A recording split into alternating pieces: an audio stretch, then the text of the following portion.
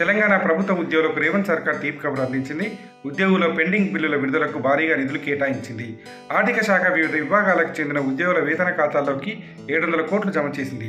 ఈ నిధులతో గత 20 నెలలుగా పెండింగ్లో ఉన్న సప్లిమెంటరీ వేతన బిల్లులకు 392 కోట్లు విడుదలయ్యాయి. ప్రతి ప్రభుత్వ కార్యాలయం నుంచి ఉద్యోగుల జీతభత్యాలకు సంబంధించిన బిల్లులను ఖజానా శాఖకు సమర్పించడం ఒక సాధారణ ప్రక్రియ. ఈ ప్రక్రియలో ఏదైనా బిల్లు పెండింగ్లో ఉంటే ఆ బిల్లును సప్లిమెంటరీ బిల్లుగా మళ్లీ దాఖలు చేస్తారు. గత 2 ఏళ్లుగా ఈ విధంగా దాఖలు చేసిన సప్లిమెంటరీ వేతన బిల్లులకు సంబంధించి ఇంకా 1900 కోట్లు ఆర్థిక శాఖ విడుదల చేయాల్సి ఉంది. ప్రభుత్వం ఉద్యోగులకు సంబంధించిన అన్ని పెండింగ్ బిల్లులను దశల వారీగా విడుదల చేస్తామని జూన్లో మంత్రివర్గం ప్రకటించింది. ఇందులో భాగంగా ఈ నెలకు సంబంధించి 700 కోట్లను శనివారం ఉద్యోగుల ఖాతాలో జమ చేసినట్లు ఆర్థిక శాఖ వర్గాలు తెలిపాయి.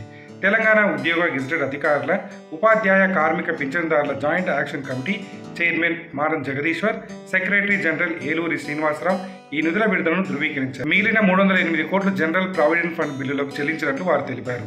ఈ నిధుల విడుదల పట్ల ఉద్యోగులు హర్షం వ్యక్తం చేశారు.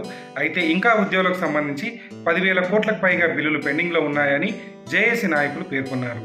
పెండింగ్లో ఉన్న బిల్లులలో వైద్య ఖర్చుల బిల్లులు, లీవ్ ఎన్కాష్మెంట్, పదవి విరమణ చేసిన ఉద్యోగుల బిల్లులు, కరువు భత్యం బకాయిలు వంటివి ఉన్నాయని వారు వివరించారు.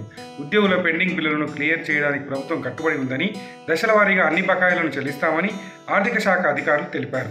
నిధుల విడుదల ఉద్యోగులలో కొంతవరకు నమ్మకాన్ని పెంచింది. అయితే మిగిలిన బకాయిలు విడుదలకు ప్రభుత్వం స్పష్టమైన ప్రణాళికలు వెల్లడించాలని ఉద్యోగ సంఘాల నాయకులు కోరుతున్నారు. గత కొంతకాలంగా ఆర్థిక ఇబ్బందుల వల్ల పెండింగ్లో ఉన్న బిల్లులన్నీ త్వరగా పరిష్కరించబడాలని ఉద్యోగులు ఆశిస్తున్నారు. ఆర్థిక శాఖ ఈ బిల్లుల చెల్లింపు ప్రక్రియను వేగవంతం చేయాలని, ఉద్యోగుల సంక్షేమానికి ప్రాధాన్యత ఇవ్వాలని ఉద్యోగ సంఘాలు ప్రభుత్వానికి విజ్ఞప్తి చేస్తున్నాయి.